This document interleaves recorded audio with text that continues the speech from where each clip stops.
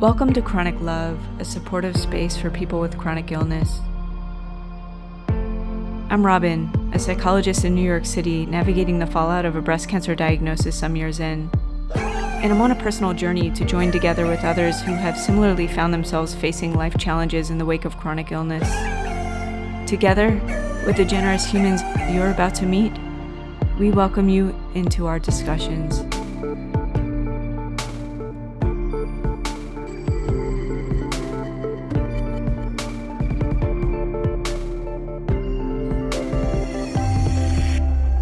I felt challenged by the question of, are you working?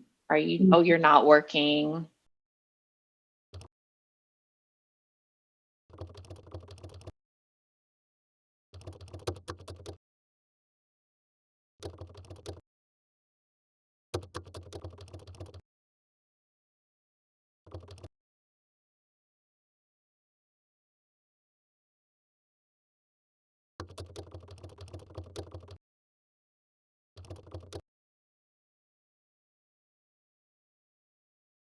This idea of other people's expectations sticks That's out it. to me so much. So I did work. I had chemo on Thursdays. I had to take off Fridays, but worked mostly Monday, Tuesday, Wednesday. I don't remember big chunks of that, but I was there. I don't know how you did it.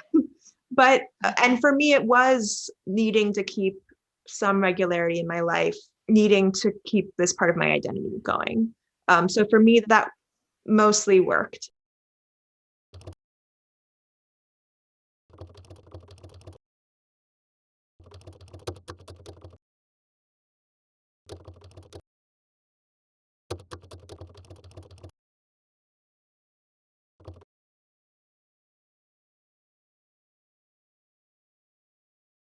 There's such a diverse range of experiences that people have with cancer, existing experiences. And even within the same treatment group, people can deal with it differently. And also people have different capacity for like how they can handle things in their day to day. I just was unable to work during that period. Yeah. And I felt like every day, even when I felt so sick, I would have this guilty feeling. I had a freelance practice before. The implication could be I was already working from home. Why couldn't I just continue working? And I think I had that guilt myself. And then to hear people kind of question whether or not I was still working, it really just sucked.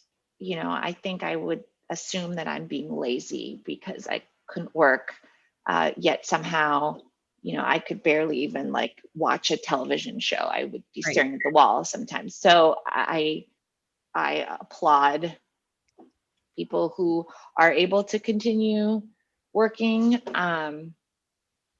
Or there's also the issue of people who need to be still working because of financial reasons. And there's just so much guilt like threaded into all these different areas of cancer, whether it's like getting empathetic support from people and how do you thank them, or like how are you managing your finances, and like are you even able to work, and when should you go back to work, and all that kind of stuff. That it's just, that felt like sometimes like a trigger for me, that question. Yeah. Which is probably my own issue, not the other person's issue. No. Because this is real. We're dealing with issues of survival, right? You were dealing with your survival with just like making it through this life-threatening experience so that you can get to the other end of it and still be alive, right? Right. And here we are, you know, with other people's expectations.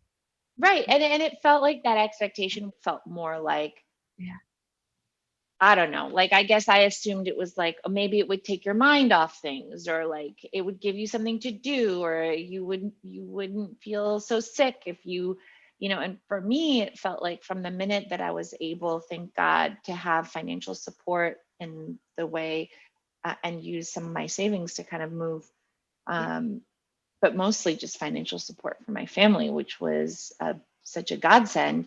I chose to not work Yeah. And that was the right decision for me. And I guess I always kind of felt guilty in the day-to-day of it. And I would like sit at my computer. I'd accept like a temporary contract to write profiles on like 10 architects. And then I'd just spend 3 weeks like delaying the deadline because I was too sick to work and being like, I need another week, so it was like I was torturing myself through it somehow. Yeah.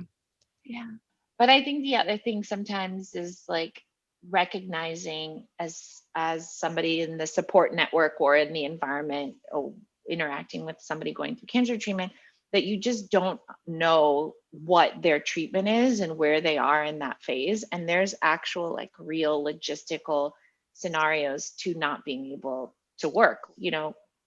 We've all been there. It's not just like if you have to have, in your guys' case, surgery, which is a more physically overt, like people can see that you're bandaged, you're all this, but it could be that, and again, like with coronavirus, people understand infection now a little bit better, but it could mean that you're just too susceptible, your immune system's too susceptible to be able to go out in public and I guess I just feel like I always had to kind of defend myself by saying those things. And it made me feel like somehow I was like touting how much I was suffering. And that's a kind of crummy feeling too.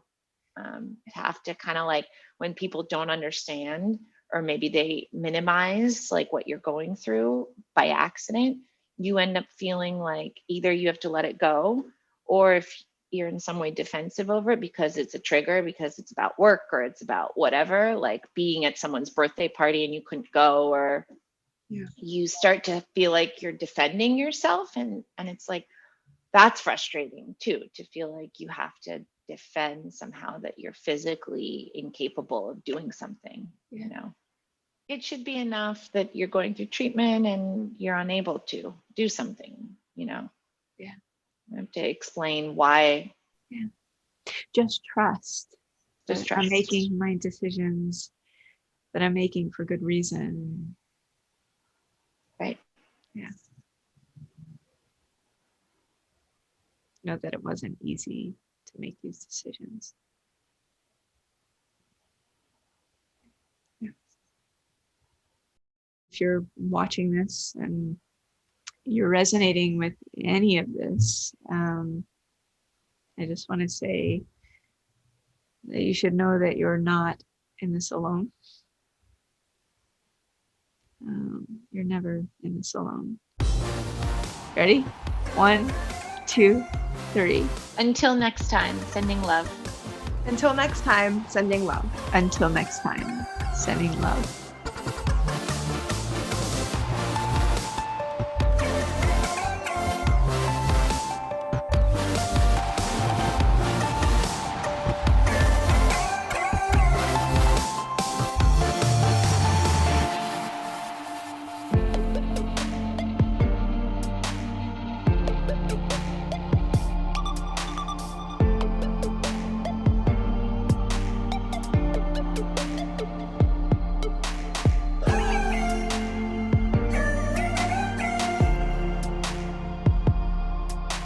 If any of this has been helpful for you, we welcome you to go ahead and to click the like and subscribe buttons.